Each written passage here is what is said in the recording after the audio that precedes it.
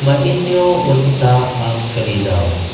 Human siya makasulti ni iyang ipakita kanila ang iyang mga kamot o ang iyang kilid. Nalipay pagayo ang mga tinunhan sa ilang pagkakita sa Ginoo. Kunya si Jesus mingon kanila pag-usap. Mainyo unta ang kanilaw. Ingon nga gipadala ako sa amahan, ako usab nagpadala kaninyo. Gisulti niya kini o kunya gihuypan niya sila o giingnan. Dawatan ninyo ang Espiritu Santo. Kung pasayloon ninyo ang mga sala sa mga tao, gipasaylo kini. Kung ang ilang mga sala dili ninyo pasayloon, dili usab kini pasayloon. Si Tomas nga ginganlag kaluha, usa sa napulong duha ka tinun-an wala mahiguban kanila sa pag-anha ni Jesus. Busa, gisugidlan siya sa ubang mga tinun-an, nagkita namo ang Ginoo. Si Tomas mingon kanila, gawas kung makakita ko o ikatapion ang akong tudlo sa ilagian sa mga lansang diha sa iyang kamot o mahikap ko ang samad sa iyang kilid, dili ako mutuo. Human ko labay ang usa ka semana nagtigom na usab ang mga tinunan sulod sa lawak o mahiguban na kanila si Tomas. Gitrangkahan ang mga puntahan. Apan mitungha si Jesus ug mibarog sa taliwala nila ug miingon, mainyo unta ang kanilaw. Kunya miingon siya kang Tomas, tanawa ang akong kamot ug hikapa kini. Hikapa usab ang samad sa akong kilid. Tuo ug ayaw na pagduha-duha. Si Tomas miingon kaniya, Ginoo ko o Diyos ko. Kunya miingon si Jesus kaniya, mituo ka ba tungod kay nakapitak ka kanako? Bulahan kadto mutuo bisan wala makakita kanako. Ug daghan pang mga milagro nga gibuhat ni Jesus, sinaksihan sa iyang mga tinun-an nga wala ni sulat kining pasahuna apan gisulat kini aron kamo mutuo nga si Jesus mao ang Mesiyas, ang anak sa Dios nga pinaagi sa maong pagtuo, makabaton kamo og kinabuhi diha sa iyang ngalan. Ang Ebanghelyo sa Ginoo. Dayo o Kristo. Maigsoon ko ni Kristo, mayong hapon kanatong tanan. O maayong Pasko. O maayong fiesta. Maigsoon ko ni Kristo karon atong gisaulog ang kapistahan sa Divine Mercy, no? Na it stems or nagagikan sa mga revelation o revelasyon sa ato ang Ginoo kagit sa madgang hi. Hello. Mag-question and answer kita, no? So ataman lang yun mo, ha? Ang devotion sa Divine Mercy nagikan sa revelasyon sa atong Ginoo kagit sa Sister Faustina. No, may suot ko na ni Kristo na karon dito po na ato ang Santo Papa, usa ka Santo Papa kinsa si Saint John Paul Saint John Paul II, no? Ug iyahang i-declare kini na mao siya ekspresyon sa dakong nagtupaw kaloy sa Ginoo sa usang tuiga. Year 20 o Jubilee year 2000. Naman, example ko na rin Kristo naman. Then, pangutana, no, Divine Mercy, ano itawag pa siya na Divine Mercy? Hi! Ano man? Kasi nag-istorya-istorya ang Divine Mercy. Kasabot ko. No, example ko na rin Kristo. Ato ang inumduman that we are still in the season of Easter or pagkabanhaw. Ato ang inumduman na ang pagkabanhaw sa ato ang Ginoo mauni siya ang pinakadakol na ekspresyon, ang pinaka-perfect na ekspresyon sa iya ang dakong kaluoy. Kaya niingon pa ni San Pablo na kung ang Ginoong Hesus wala na banhaw, kita mga Kristiyano, kita mga Katoliko ang pinakaluoy na grupo. Pero tungod kay ang atoang Ginoong Jesus na banhaw magikan sa iyahang kamatayon, kita po ang pinaka-blessed. Kaya naman ang atoang gituuhan, Ginoo man yun. O tungod kay Ginoo siya iyahang tanan na iyahang ipangulo, tanan na iyahang ipang-promise tinuod og salamat sa Dios, no? Iyahang i-promise na kita mabanhaw. After kita hi. Ano sa mga mabanhaw? Una yun, o sa mga mamatay. Excited na mo mabanhaw? Hi.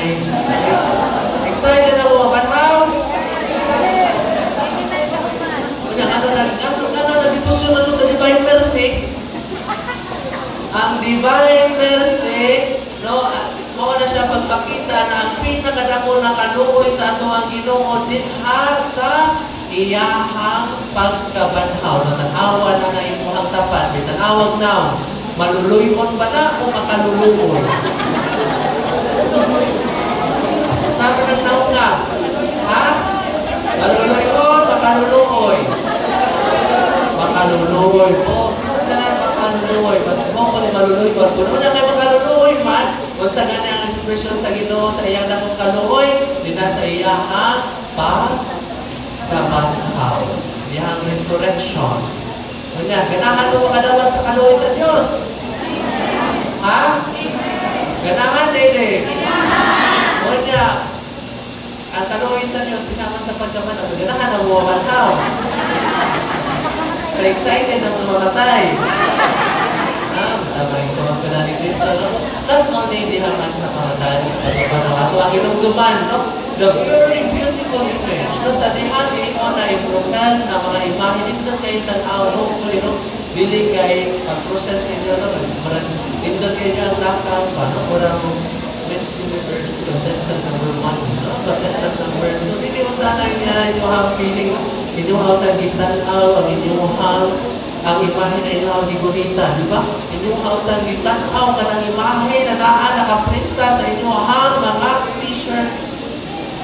Kunya, klaro kayo nga na ang duha ka hayag.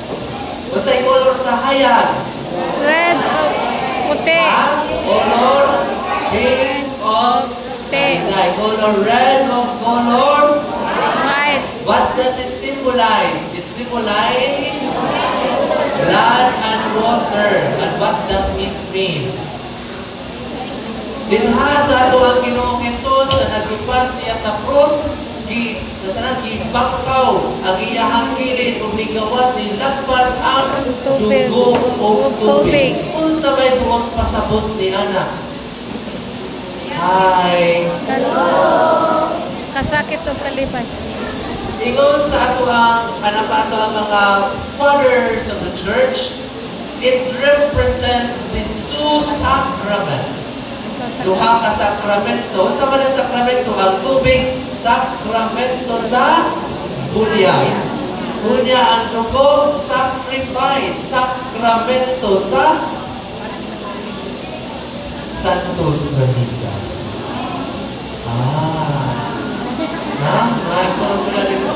It shows the mercy of God. No? Dinha, ato ang kinungtuman na dinha kay kita nakasala, ato ang mga katigulangan nakasala, na ay niabot ang kamatayon. Kung nisulod ang gitawag nato na original sin. Tungod sa kaayo sa Ginoo, iyang gusto na ibalik ang tanang katawag nato sa original na niya na plano na dili mamatay. Unang iyahang ihatag ang bulyag pagpapas sa atong mga sala. Di ba, kanuoy? We remember mercy, kanuoy, na ay punishment ang ay nato, no? Punishment due to us. So, kinsa may walay sala nga ni, kinsa gimingon nga nila, wala yun makalipag isa ang kilay. No? Kinsa may ingon nga nila, wala yun makapamaka. No? Iginga ang ilong. O, doon ka na ginga ang ilong. No, may son na, wala nila yun. No, may son. But masabot kita ang tanan nakasala. and there is punishment due to it. But gikan ba doon sa atong ang katigulangan? No, naatay original sin. But tungod sa atong ang Ginoo, iyahang gihatan ng buya. Kunya, unsa man na, dinha sa sakripisyo pagpakamatay sa Diyos dinha sa cross. So, aron kitang tanan, no, masustain, no, aron kita dinha sa atong ang pagkalawat, pagkaon, sa lawas, ug dugo sa atong ang Ginoo. Pahiusa kita niya dinha sa iyahang mystical body. Kung masustain kita against sa mga temptation o unsa man ang mga sala or mga problema sa atong ang kinabuhi. Niingon pa sa katong viral kayo sa Facebook, no? Habang may buhay, may problema. Habang may buhay, may pagbangon. Habang may buhay, may o nag-ibog na mo, sa ito ba? Namaisot ko na nito sa but remember, every time we partake of our Lord Jesus in the Eucharist, it sustains us. Our God never promised us na dili tama na wala tayong problema o walay kalisdanan. But He promised us that He will always be there. Na siya kanunay, our source of hope, our source of strength. Diba? Kalukoy man ka na. No, may sunod ka na ni Kristo. O yan, ito pagod kayo sa ato ang Ebanghelyo karon. Kaya gano ba din sa ato ang Ebanghelyo, no? Ang ginukunod ng ka, nalipot mo. Kunya, ang sabayan ni Buhat, He breathed the Holy Spirit ngadto sa mga apostoles. Kunya, ang maingon sa ato ang Ginoo, ang nawata ang Espiritu Santo, ang mga sala na inuhang pasayloon. Ang dili pasayloon, dili po mapasay. In our tradition, in our doctrine, kita mga Katoliko, kita naman kay mga tayo, mga sakramento na, i-establish mo gano'n sa fiesta kay mga mga kanunay na readings every time we have a feast of a divine person. I-establish mo ng another sacrament. Kung sa mga sakramento, sacrament of reconciliation or ano ba, confession. Kaya nga naman ang atong Ginoo, ang iyang naluoy, mauna kanunay pagpasay. Remember, no? We can never talk of the mercy of God if dili nato masabtan ang iyang justice. What's the may justice sa Ginoo? Kasagaran na ba nato kanina ang kung daghan baka inyo, no? Na mo ingon na maguna-una ganit ang justisya, ato ang una-una dayon punishment. Oy, ang kanang tao nangapat ang ayang butlan sa Panginoon. Oy, kanang tao rapist, dapat ang ayang butlan sa ilong. Ilong lang sa, no? O, kanang tao drug addict, dapat pusilong. No? Because that's how we understand justice. Pero ato ang minumduman, ato ang sakton ang justisya sa Ginoo. Ang justisya sa Ginoo mao kini na ihatag ang pinakamaayo angayan sa iyahang pinuhat. Iyahang gibuhat ang tao na maayo, buutan, o ingon pa, dili mamatay. Muna sa itong Ginoo, iyang ibalik ka na kay that's just. Kay mauman ang iyahang tuyo o tumo. That is why makasabutan ang atong Ginoo ganahan kanunay mohatag og chance o pagpasayo. Ningon bitaw sa usa sa mga santos, ningon na ang tao na pinakamakasasala maoy na ay pinakadako nga katuod sa kaayo sa Ginoo. Ay, mas ako, no? Ang tao na pinakamakasasala na amoy na ay pinakadako nga katuod sa kaayo sa or kaluoy sa Ginoo. Mo divine mercy. Tama, justice pagaling na sa Ginoo. Samot na iyahang mercy. Kung ganit maingon ta diha sa iyahang mercy, naghatag og mga sakramento. We need to understand this, mga igsoon pila ni Kristo. Kaya usahay, kita mga Katoliko, kita mga Kristiyano, no? Basta lang tayo Bible, no? Usahay din kita makasabot sa kaayo, pagpasalo, hukma sa Ginoo, no? Kaya naman, kung ito we lack understanding.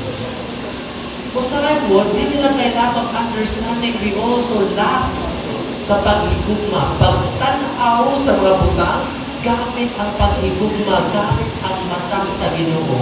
If you can remember the readings na may sumunod ko na ni Kristo, no? Especially karong si Manaka, no? Na ay duha ka disciples, naglakaw, padulong sa Emmaus after namatay ang Ginoo. Pero sa paglakaw nila, no? Nagtalit o tunay maglakaw nila ang Ginoo. Nakikistorya ang Ginoo. Yun na, pangutana, nga wala pa sila makaila sa Diyos. Disciples, 3 years na kuyog-kuyog ka Jesus, no? Bisan gani, karon gani, no? Naglingkod ng mga na, nagkuyog siguro, kung ilang pakabulan, kaya namoy suwad kayo, inikalapay, makasimot mo sa ilahang perfume, ay siguran, takulanan eh. Di ba?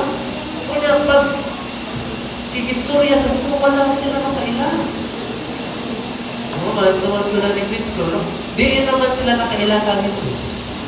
Sa liha, ang ato ang Ginoo, iyahan namin tikas-tikas. Diba? Kanya, kung sila ni Pedro, kung ba mga apostoles, nanaga, tibok gabi, wala sila nakuha. Kanya, pagkapunta, ingon na si Jesus na sa lakbiyahan. Ingon, mga naapamoy nakuha ng isda, masa ito bago nila ni Pedro. Wala kayo. Pangutana, anong wala man sila makaila sa Ginoo. Kapila man na si Jesus, nagtudlo nila. Of course, nagsinda sa pagkila. Nanganak na. Nanuwag man sila makaila sa tingog sa Ginoo. Hi! Gano, oy?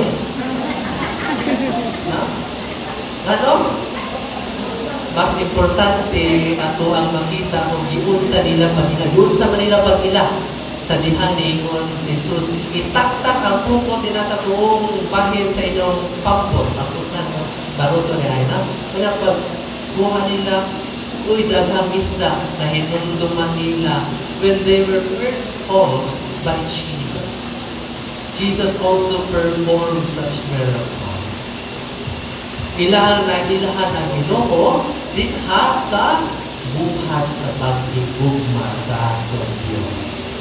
Nang mailhan nato ang ato ang Ginoo, no? Siguro, mas naingon pa nila na once mabanhaw, ang Ginoo mas na-enhance, wapo na Ginoo mas na-wapo pa yun.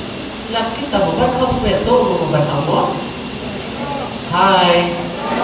Ang di mo ito na mabanhaw mo, ulit na mo, mahalali mo katiwa sa bisa. Kaya kitang talang mabanhaw, nung naigabanhaw mo na nato, mas mugwapo, mugwapa tayo. Tanaman yung magtapat. Wapo, wapa. Na mamatay na kita naman. Kitang mamatay na banhaw tayo ta.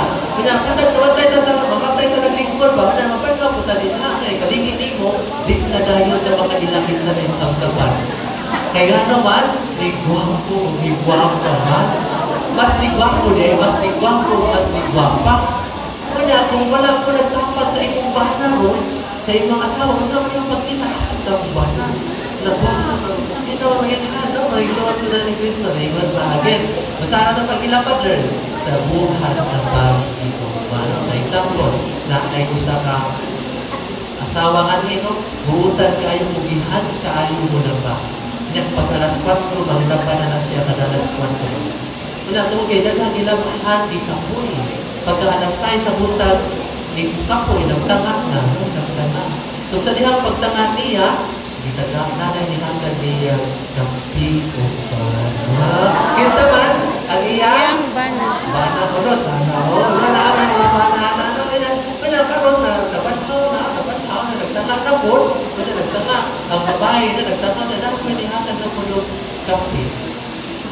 ano, cappuccino. Kaya nanalo na na ay man. Nakapila na dahil siya kung kinsay iya, kinsay kahatan. Ang iyang bana. Hindi ka mo. Masama ko rin yung pag-express sa inyo ang paghigugma. Wala, ikaw, mapanaw mo. Mapanaw, wala. Makakita ka mga tao ninyo.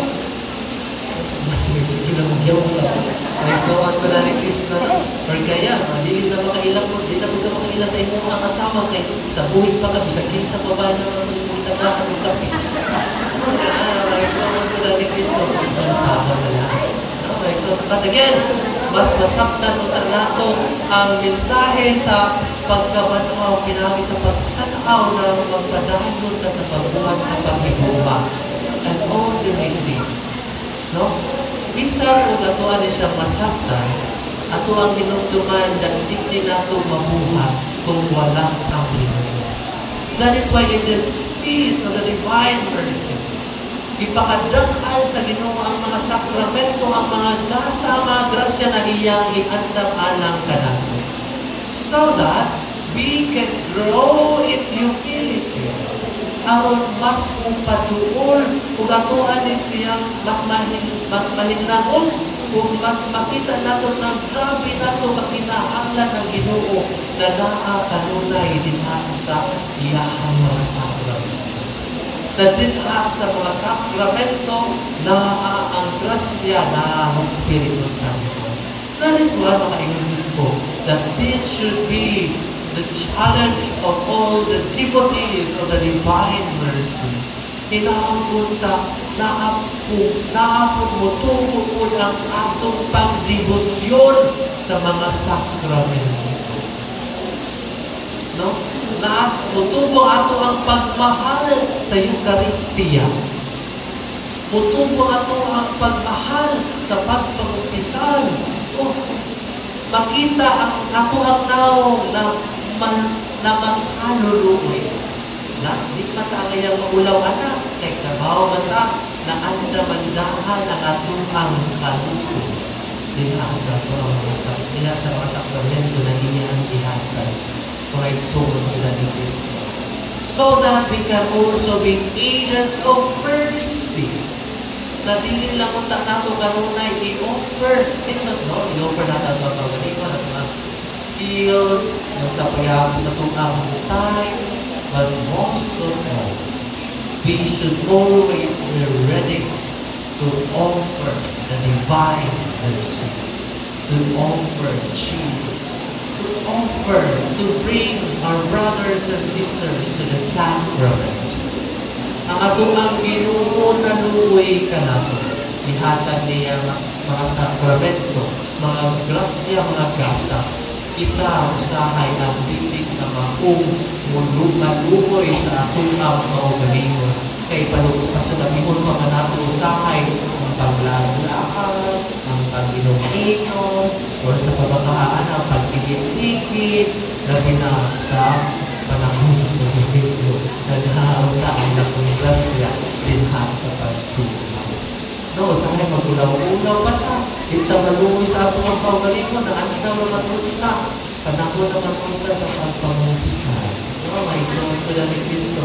Dili ta maluoy sa atong kaugalingon sa atong mga masakiton na ikaw, mahatipon mo na ano, may iwasa na sa pari. Ang bihog, ang anointing, grasya na dala, kasam na dala, habang na sa Ginoo. Kung ato nga pagdugay-dugay mo, kay labi, wala kang masama.